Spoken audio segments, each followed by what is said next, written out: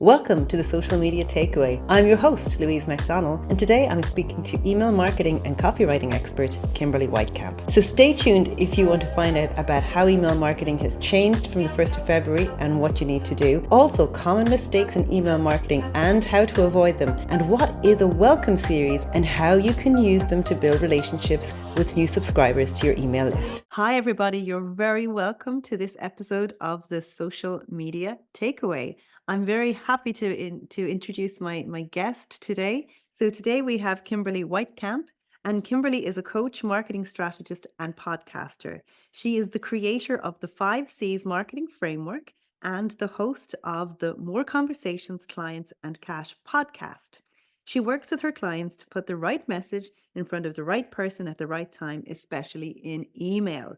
And she helps people increase their open rate and she has helped people increase their open rate by up to 80%, increase list size by 40% with a single campaign, and double conversions on landing pages. She loves talking marketing, travel, and all things Sci-Fi. You're very welcome to the show, Kimberly.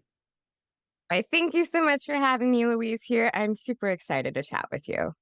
Good. Tell us a little bit about your journey. My journey. I've managed to cram this down until about 75 seconds, I think. So let's see how I do this time.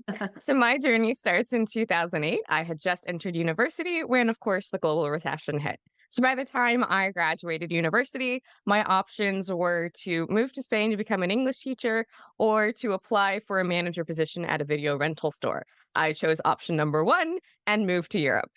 And I was there for a couple of years, got tired of it fairly quickly because everyone in my life was very entertained because I don't actually like children and I was a school teacher. I was over there for a couple of years, decided to not renew my contract, and I got this email, which was my very first marketing lesson ever. It was from my mother. So, of course, I was going to open it.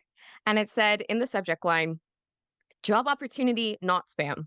So I was like, all right, that's highly relevant, very curiosity inducing. Of course, I'm going to open it. And so I opened it, and it was essentially a video sales letter about this course on travel writing. I got so excited at the idea about it. I bought the course. This was the early days of the internet. So I actually had to wait like 24 hours for it to show up in my inbox. And I finished the course in a weekend and I got published within 30 days. But then I quickly realized travel writing, it does not pay very well. It's very fun, but it does not make you a lot of money. But from there, I learned about the world of copywriting, which is essentially writing marketing messaging. It's all of the words you find in any materials a business sends out on behalf of getting more clients and customers.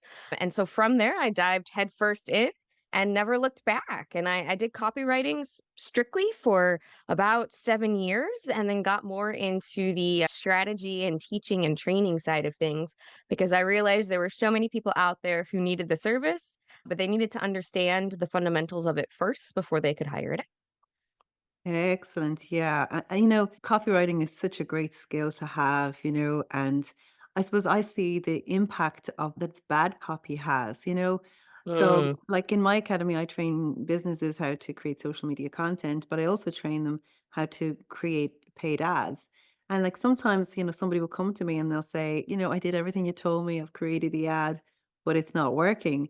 And then when I check and I go, yes, you selected the right objective. Yes, your image is good. Yes, your targeting is good, but your copy is terrible. So the words, mm. the words that you've selected are just never going to have an impact. So you can do so many things right, but you get your copy wrong and it doesn't have an impact. It's Brilliant. very true. And marketing is one of those things where everything kind of builds on itself. So, as you mentioned, right, if you're doing an ad, you also need a great image and the right targeting and the right headline and plus really great messaging and copy. Exactly. It's so important. Yeah. And so tell us about your business today. Tell us, like, you're specializing in email marketing a lot as well. Yeah, so I specialize in overall strategy and then teaching people how to create the moving pieces that tie into that strategy. So I'm a big believer in being platform agnostic. That means I don't care where you spend your time as long as it directs people to an email list. So if you want to be on Facebook, TikTok, LinkedIn, Circle, Mighty Networks, another random social channel I can't think of, it doesn't matter. You want to have all of that strategy in place, but then you want to essentially lead them back to an email list. And that is where a lot of the nurture, a lot of the cultivation, a lot of the relationship building with your future clients comes in my opinion, because email you control. right? You send it out, it gets there. Of course, there's new rules now in place starting today as of this recording that might impact that, but there's no algorithm, right? There's no algorithm, there's no behind the scenes guesswork to see if somebody's actually going to get your message. If they sign up for it, and then you send something, it lands in their inbox, and then it's up to the person to decide if they want to open it. But at least you know they're going to see it. Yeah, and I have to say, I'm a huge advocate of email marketing. While I teach people to use social media, I say the main reason you should be using social media is to grow your email list. And there's so many businesses out there that don't see the value in actually growing their email list. And one of the mantras that I have is that an unopened email is better than no email at all, because if you don't ever contact somebody ever again, they're just going to forget about you. So the pushback that I get, I know this is the pushback I get. They're like, "Oh, but like email marketing is dead." Like, what? I certainly don't think it is, but I'd love to hear what you think about this, Kimberly. Yes. So, as I mentioned, my journey started in 2008. So, shockingly enough, I've been at this for more than 10 years. And since I started, I have also been hearing the phrase email marketing is dead. But guess what? I don't know about you, but they've done studies on something along the lines of people check their phones about 10 times a day at minimum. And usually what they're doing is they're checking their notifications. And the huge bulk of notifications people get is from their inbox. Why? Because in order to set up your phone, you need an email address. In order to get a social account, you need an email address. In order to download an app, you need an email address. So not only are people still compulsively checking their phones and their inboxes, in order to use any of the other platforms or any of the other strategies people talk about, you still need an email address. So people are still actively using their email. And it's still the best method for you to send a personalized message to a lot of people at once and not have to worry about an algorithm. Even if you're talking SEO, that's an algorithm, right? And it's one you don't control. So you can optimize your site till, the utmost at best practices, but as soon as Google changes its mind, guess what? You have to change it again. And you don't know when that'll happen. But with email, people are saying, "Hey, I want to hear from you." So unlike I love your phrase, right? With about an unread email is better than no email at all, because let's compare it, right? Email is a form of marketing, and another form of marketing is what we call junk mail, right? That's like the stuff we didn't ask for in our physical mailbox. So what does that mean? If we get stuff in our physical mailbox, you have to overcome a lot of objections because people aren't expecting that mail. But then what usually happens is they don't even look at it and they throw it in the trash. Whereas with email, the only way you're sending emails if somebody asked to hear from you. They took the steps to sign up for your list. They raised their hand and said, "Yes, I want to hear from you." And even if you send them something they're not interested in, what they consider junk mail, they look at your name, they look at the subject line, and they're like, that one's not for me. But the next email you send, they're like, "Ooh, that's exactly what I want to hear about. Tell me more." And then they open it. So having a presence in the inbox is a builder. It just builds the relationship, and it builds the know, like, and trust, and it builds your visibility and authority, even if they're not opening every message you send. Exactly. Like, there's definitely brands that send me emails all the time.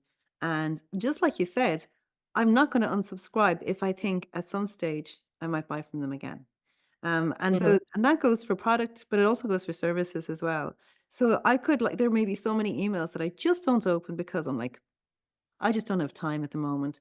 But if I know Kimberly is emailing me, she's going to help me write better copy. She's going to help me write better email. She's going to help me with my strategy.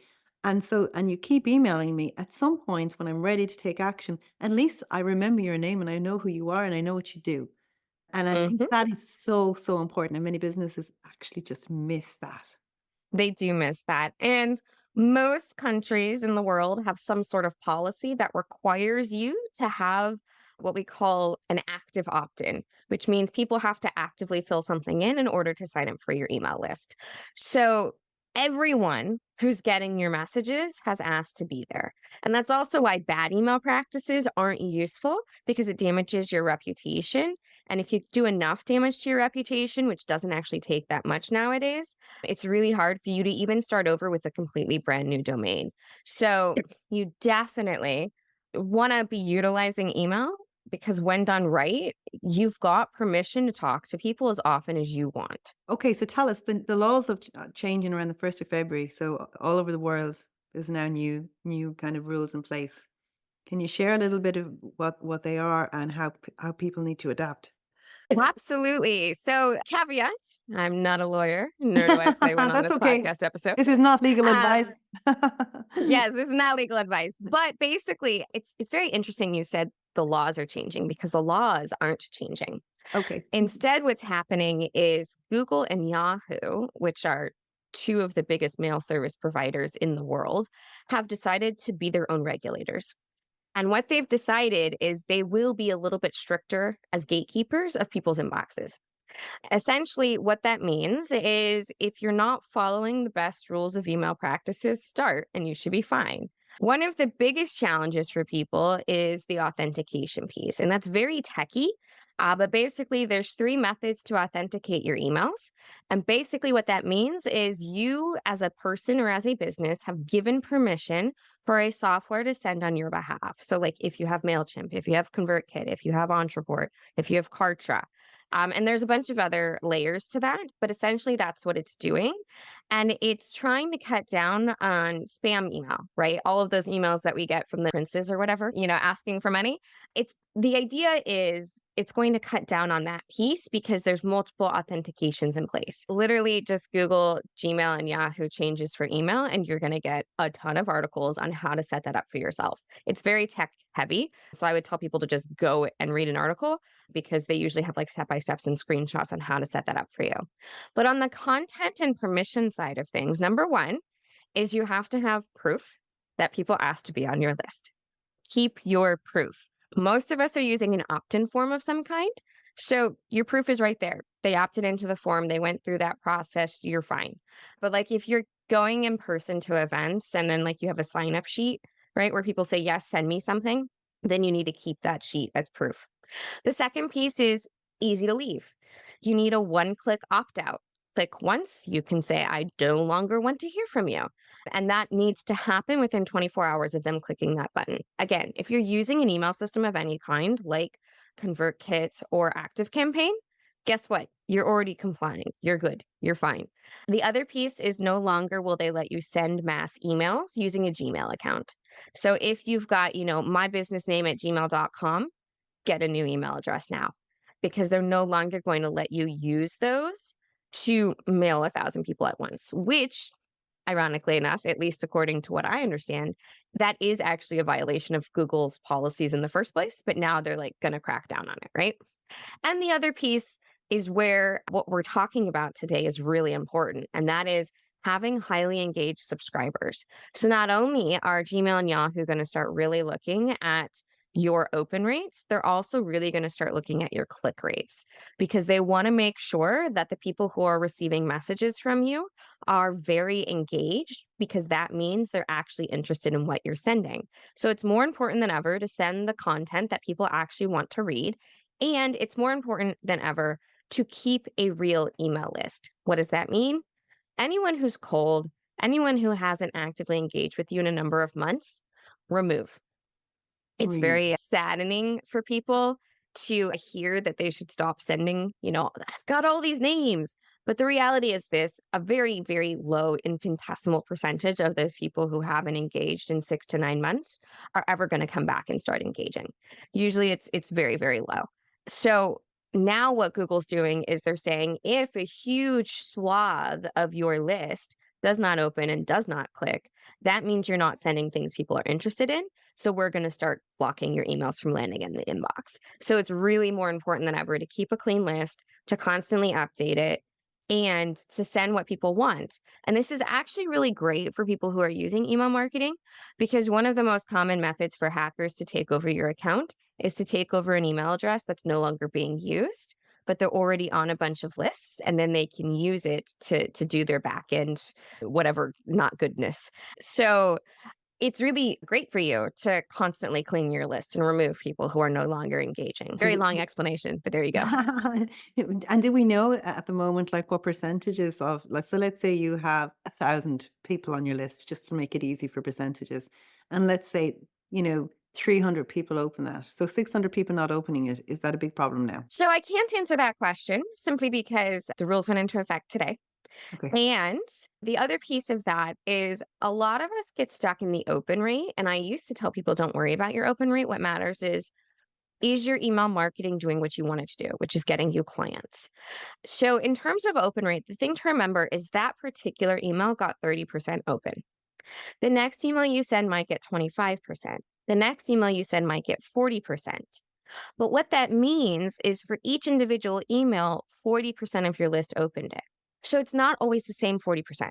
So it's like email number one, 30% opened. Email number two, 10% opened that didn't open email number one, but then another 20% opened. Email number three, you have a mix, right? You have 20, 10, and 5 new people opening versus the previous emails in the sequence, right?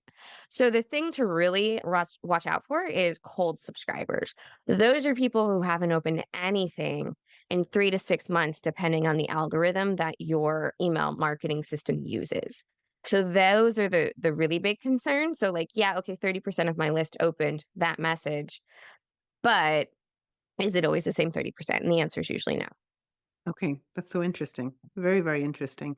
And like just for anyone, let's say, I'm just thinking here, for anyone that's really starting at the very beginning of their businesses, I just want to just explain a few things because I know I get these questions all the time from maybe people more at a startup stage.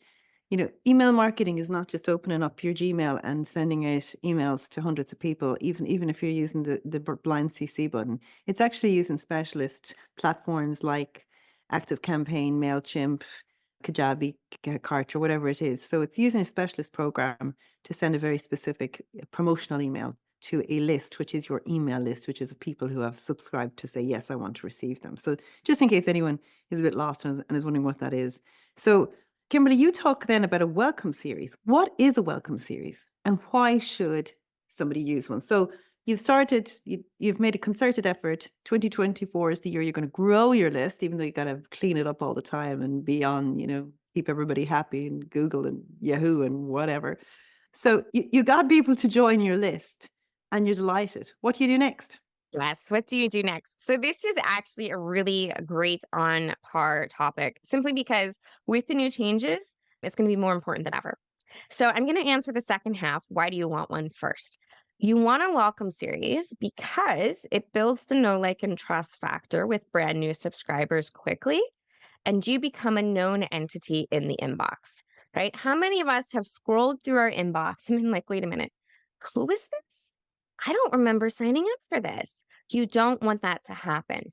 But the time where the largest number of subscribers are going to forget about you is at the very beginning because you haven't built a relationship with them yet, right? They don't really know who you are. They saw you somewhere. They heard you on a podcast. They saw you speak on a summit. They grabbed your gift in a giveaway, whatever it looks like, but they don't really know much about you. So a welcome series, its goal is to get people to engage with your emails, build an understanding of who you are, and guide them to a curated next step very fast. So I call a welcome series. It's exactly what it sounds. It's welcoming people into your world. You're saying, "Hey, so excited to have you here. Here's what you need to know." Because again, all they know about you is how they opted in. So it was a checklist, it was a free gift, it was a free video, whatever that looks like, right? So now it's time for you to let them know a little bit more about you. So a welcome series is usually about 5 to 7 emails, and it's a very curated client journey. So the idea is, of course, anyone who joins your list will become a client, right? They have the capability of becoming an ideal client. So you want to let them get to know you, get to know who you are, get to like you, and start to trust you. And you're going to send it over about a week. So even if you plan to keep your email frequency at like every week or so, your welcome series gets sent every day or every other day. Because again, we have short memories nowadays, right? We expect things instantaneously and we have a very short memory. So think about this. If you raise your hand to hear from somebody and they don't talk to you for a week and then they reach out and text you, you're like, wait, who is this? I what I didn't want this. Same thing on mail, right? If you sign up to receive something in the mail, you don't hear from them until it arrives 10 days later. what is this? Did I ask? I don't remember that. So the same thing happens in email. So instead of having that experience, you want them to realize who you are and start building the connection of, oh, when Kimberly emails me, it's going to be about marketing strategy. Good to know. So you want to build that rapport very quickly, which is why you send your welcome series every day or every other day. And ultimately, your welcome series has a couple of goals. And this relates back to getting those engaged subscribers. First, you want to teach your audience that when you send something, it's worth opening. So this series of emails has to be really highly valuable. Of course, you should be sending a valuable email anyway, but it's got to be really relevant to why they signed up, right? So you want them to open your emails when you send them something.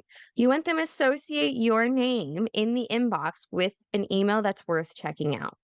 So if any of you have ever been on vacation, I just went on vacation and then I became ill. So I lost most of the month. I just went through 1,200 unread messages. Did I look at those? No. What did I do? I scrolled through the from line. And then if it's a name I actually want to check out, then I looked at the subject line. If that was relevant, then I started to come back after I reviewed everything. And the same thing happens on a day-to-day basis, right? People look for your name and then they decide if the subject is relevant to them. So you want to become a known authority in their inbox, at least a name that they stop scrolling for. And they're like, oh, when this person sends me something, I usually like it. And then you also want to get your audience used to taking action, which means clicking on something. Why? Because eventually you're going to ask them to buy something. And the only way they're going to buy is if they click a button, if they click a link. Because if they don't, there's no way for them to send you your payment information. So you want them to know when you send something, there's going to be a link to click. And this is more important than ever because now Gmail and Yahoo are incorporating click rate into how they calculate whether or not you're a trusted sender. So you want more people to click. So from the very beginning, you want to build the expectation that when you send something, they should click. Okay, so what's the best way to do that then? What's the best way to do a welcome series? To get them to click? What should they be clicking on? So a lot of people have this idea that the only time you should put a link is to buy. But then that becomes an Amazon style relationship, right? The only time you open the email is when you're actively looking for that exact one thing. And then you're going to click the link because you're in 3%, right? 3% of your audience at any one time is ready to buy. Instead, you want to appeal to people throughout the process of, I'm not ready to buy yet, but I'm looking for information. I'm looking for, background. I'm looking to see if this solution is right for me. So I'm a big fan of putting links in almost every email for resources, for information, for valuable downloads, right? So you've got like the gift people opt in for, but give your people more gifts. Like if you've got a great guide for them to download, why not send them another relevant guide where they don't need to opt in because they're already on your list? But you're like, hey, here's a PDF for you. Hey, here's a podcast episode I thought you'd find interesting. Hey, here's a blog article, or here's a article I got featured in a print publication. You should go check it out because it's relevant to what you're interested in. So it builds your authority because it shows that you're in a lot of places and you've got a lot of expertise on your topic. It shows that you share value and it encourages them to click. Okay, brilliant. Okay. So sounds like everybody should definitely have a welcome series. But what are the common mistakes people make when they're sending email? When they're sending email in general, number one is they don't include a call to action, right? They don't tell you what to do next, right? Again, think back to when we first joined someone's list. We don't know much about them, including what their services are. So I know so many people who, as I said, number one, the mentality is I'm only going to send when I have something to sell, which means you're not building a relationship. You're just badgering somebody over the head. Hey, buy my stuff, buy my stuff, buy my stuff, buy my stuff. Even if you're only sending an email once a month, like if that's the only thing they see, they're going to quickly stop engaging with your emails, right? So you want to send even if you don't have something to sell. When you do have something to sell, ask for them to buy, which means put a call to action. Go grab the course. Go buy a consulting hour. Go sign up for the webinar. Ask them to actually do the action. Be very, very clear. No bait and switch. People don't like bait and switch. So be very clear about what they're about to click on, right? Want to get all the details about my upcoming Leads on Autopilot Bootcamp? Click the link below and then give them a link. right? Very simple, very straightforward. Give a call to action. Give a call to action in every email. And this next piece is something that's shifting a little bit. It used to be one call to action per email, but now we're also seeing a balance of some emails have one call to action and some emails have like a list of things you can explore. So they'll have like 5 little paragraphs and then a call to action on each of those. The tides are changing and people are actually clicking through on those types of emails. So I send like a Friday email, which is a gathering of interesting things I've found across the internet, right? Sometimes it's software, sometimes it's a friend's webinar, sometimes it's a friend's program, sometimes it's my own stuff. It just depends. But every Friday they get really great goodies, right? But you want to have a balance when doing that. So big mistakes, number one, only sending when you have something to sell. Number two, not including a call to action. And number three is not being consistent. Now more than ever, as I said, 3 weeks, 1,200 unread email messages.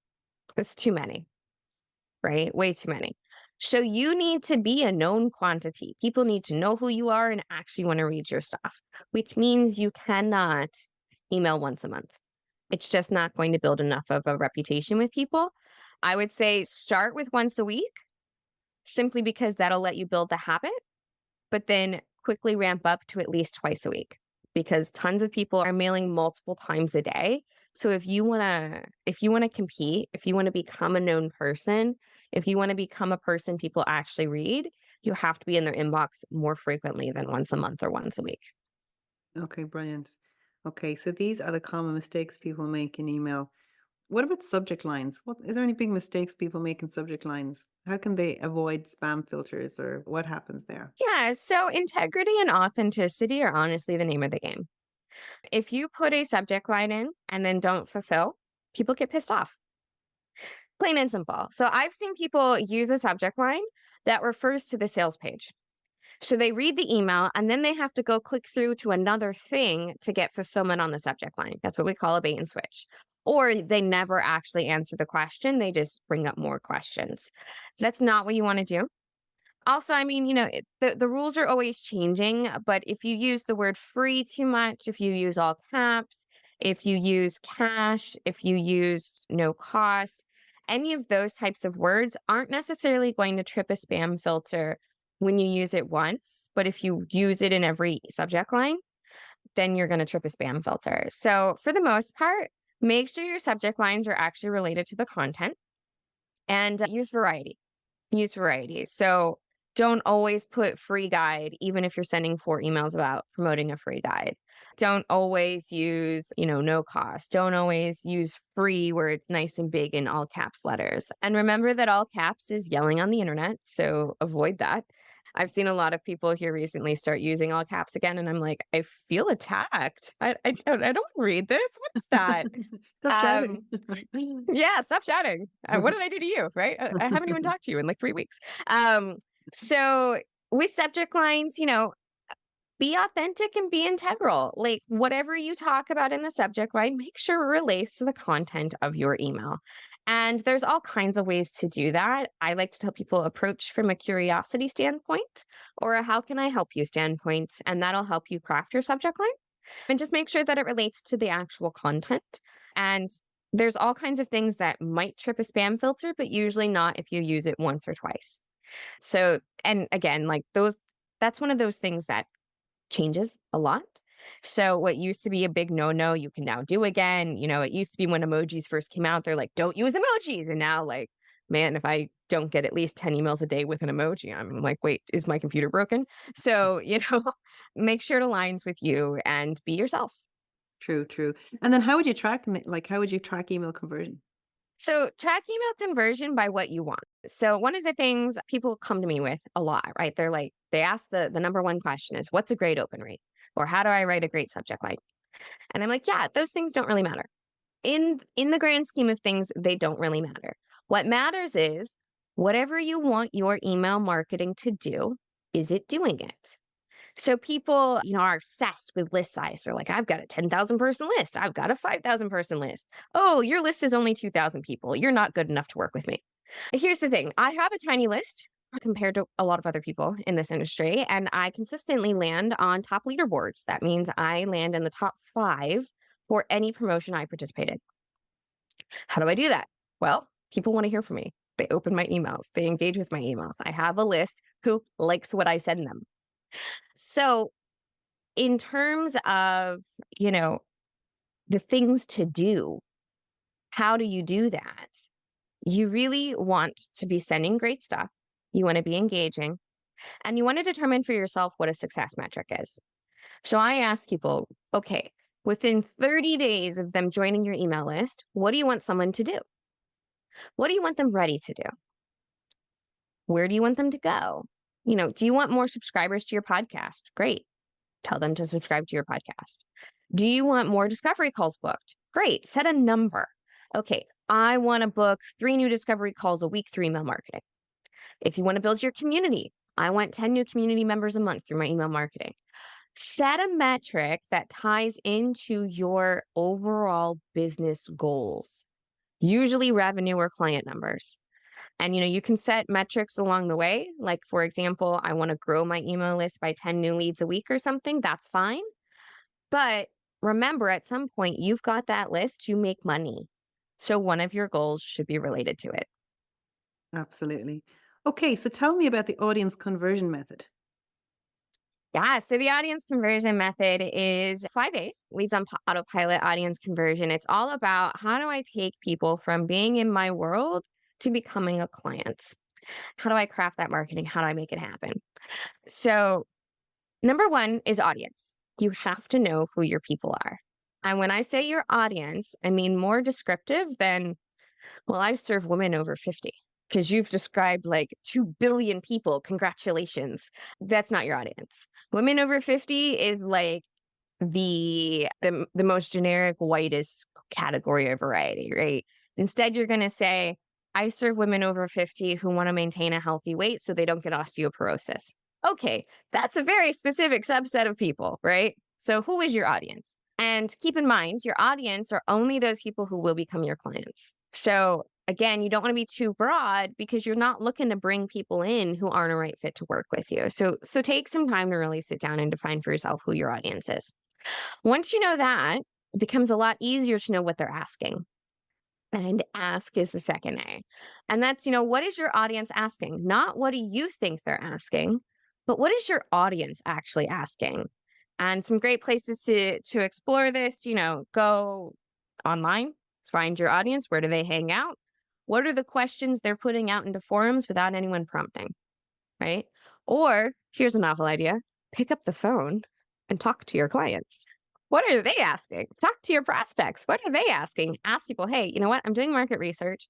Can I have 10 minutes of your time? Promise it's not a sales call. And then fulfill on your promise. Ask them questions about their struggles and challenges and do not pitch them. So ask your audience, what are your questions? What are you asking? Once you know who you're talking to and what they're asking, then it's time for you to audit. Go through your existing marketing material and find for yourself, where's the gap? What are you not addressing? Go through your own stuff, find out what you're missing, and then you'll know exactly what answers to provide. You're going to answer something. And so answer then becomes, that's what you create. That's the marketing asset you're about to write because you've decided, okay, this is the person I'm talking to today. This is a top question. This is where the gap is. And now I'm going to make an answer. What do they do next? Give them an action item. Give them a call to action. What do they do next? You've given them an answer. What's the next step? So with that process, every time you sit down to create any type of marketing, you're always delivering the right message at the right time to the right person. So your lead generation, your inbound and outbound marketing all tie in to your conversion process because it's already built. I love that. So, number 1, audience. Number 2, ask them or find out what they would need to know so that you're not just guessing. Lots of people just guess. And then Mhm. find out where the gaps are in your content, and then create content that's going to answer the questions your audience is asking. And then remember to have a call to action at the end so that they take the action that you want them to take. So I always say, I have another saying that I say, when you confuse people, they go away. By not having a call to action, or by sometimes having too many even more than one call to action sometimes can confuse people. So make sure that that call to action is not confusing. This is brilliant. Mhm. Really, really interesting. Okay, so tell us, you've got a free gift which relates to this, what we've spoken about today. What is the free gift that you're giving out today, Kimberly? Tell us a little bit more. So we talked a lot about email marketing and how to engage people from email number one. So I have a gift called How to Craft the Perfect Welcome Series. It's the top 7 tips to get more opens, more clicks, and more sales from number one, email number one. So inside, it's just 7 tips and tricks I have discovered while writing a lot of welcome series and helping people write their own that you really want to keep in mind as you go through the process, right? Like you asked, okay, well, how do you create that welcome series? So this kind of outlines some of the top things to keep in mind while crafting your welcome series so that it is the very powerful piece of marketing it can be. Excellent. And I highly, highly recommend checking this out. I recently had a session with Kimberly, and I have to say, I thoroughly enjoyed it. I learned so much. And, every day is a learning day. So anytime you can get better with your copy, you're going to get better results. So I highly recommend checking it out. And I'll have the link to that in the audience, in the notes from this podcast. So you're very welcome to check that out. You also have your own podcast. Do you want to just tell us a little bit about that as well, Kimberly? Yes, I have the More Conversations, Clients, and Cash podcast, where I talk all about how to get more conversations, more clients, and more cash in your online business. So I have a mix of solo episodes and featured guests. And of course, Louise is going to be coming onto my show very soon as well. And we talk all about, what is that person's process for getting either more conversations, more clients, or more cash in the business. We're really focused on action items. So it's a very action oriented podcast. You listen, you get some advice, you go take action. I love it. I can't wait to check out all your podcasts and I can't wait to be on it as well. Kimberly, you've been an amazing guest. You've given us so much information here today. I find it fascinating. I know this stuff works because this is what I do in my own business and this is what we help people to do in our agency. And it's what I really recommend, that if you're a coach or consultant, if you're in business, even if you're selling products, if you're not growing your email list, you're missing a trick. If you're not nurturing your email list, you're missing a trick. And if you're not using your email list to get more money in your bank account, you're definitely missing a trick. So thanks so much for all your Mm. information, Kimberly. And I look forward to chatting to you soon again. Thank you for having me, Louise. My pleasure. Thanks for listening to the Social Media Takeaway podcast. If you loved this episode and want deeper support with your marketing, head over to sellonsocialmedia.academy/hello.